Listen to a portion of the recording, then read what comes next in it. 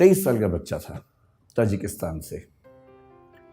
मैंने उसको इंग्लिश नहीं आती थी, ताजिक भाषा आती थी जो मुझे नहीं आती थी, उसे हिंदी भी नहीं आती थी। अच्छा, ऐसे में क्या होता है कि इशारों की भाषा में काम चलता है फिर थोड़ी देर के बाद कोई, और इशारों की भाषा यूनिवर्सल है।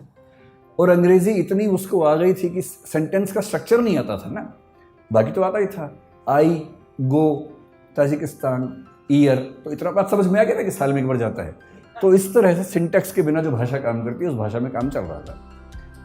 तो मैंने पहले उससे पूछा व्हाट्स योर नेम, उसने घूर के देखा, मैं कहा नेम, वो समझ गया नेम पूछ रहा है, तो उससे बताया गैराटी। फिर मैंने कहा एज, तो उसने कहा 23 ईयर्स। भारत में फूफा लोग इतना करने के बाद तो रिश्ता तय कर लेते हैं, तो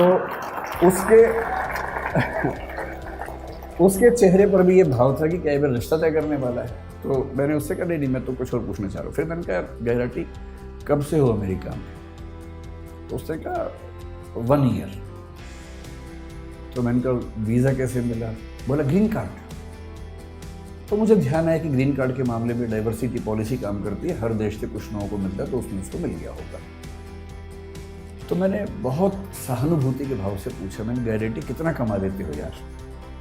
मुझे लगा बोलेगा बहुत कम कमाता हूँ, इस भाव से थोड़ी सी टिप मिल जाए अंत में, और मैं उसको बहुत खुश होकर $10 की टिप दूंगा और एहसान कर दूंगा अंत में, मुझे भी खुशी हो जाएगी। तो उसने कहा कि ऑलमोस्ट $400 to $500 एवरी डे। अच्छा, भारत का आदमी सीधे 80 से गुणा करता है वहाँ जाके, जो भी फिगर सुनता है खटाक से गुणा करता है।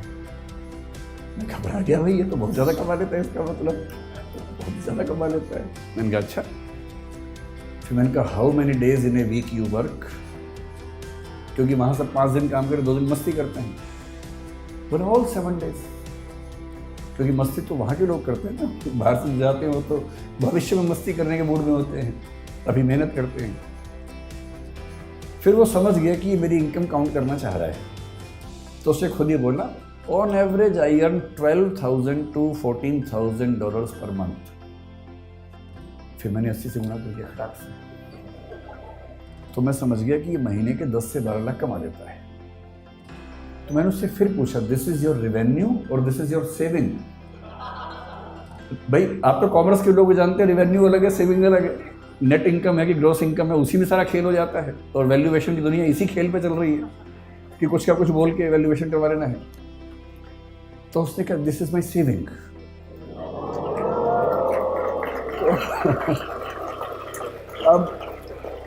अब मुझे घबराहट होने लगी, क्योंकि वो 10 से 12 लाख महीने का कमा रहा था, और उसको 12 से गुणा करूँगा तो 1,20,00,000 से 1,44,00,000 हो जाएगा साल का, जो कि 2 साल की MBA करने के बाद 3 साल लोन चुकाने के बाद भी लगभग उतना हो रहा था।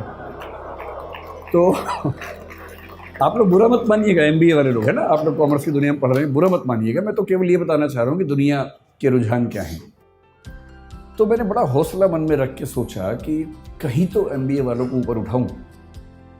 तो मैंने कहा लेकिन तुम्हारी इनकम आगे बढ़ेगी नहीं इससे ज़्यादा, you have a stable income, but if you had been in service you would have grown faster, you would have got increments every year. मतलब ये बात समझाने में 1 घंटा लग गया, तोड़ के सेंटेंस बोलने पड़ रहे थे।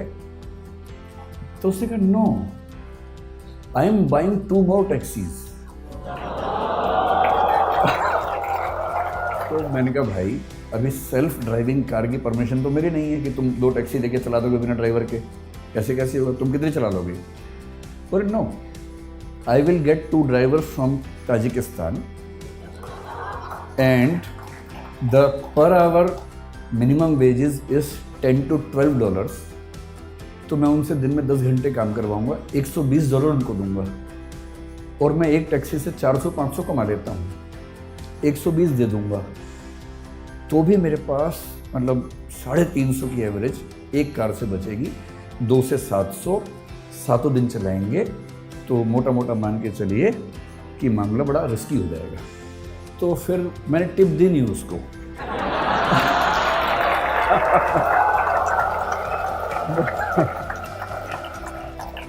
मुझे चिंता थी कि जब मैं उतरूंगा कहीं वो मुझे टिप ना दे दे थोड़ी सी कि भाई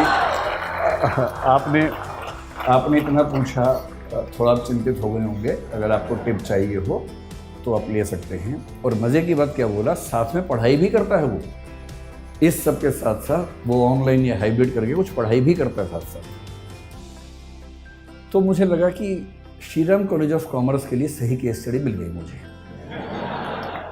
क्योंकि यहाँ बिजनेस कॉन्क्लेव में तो ऐसी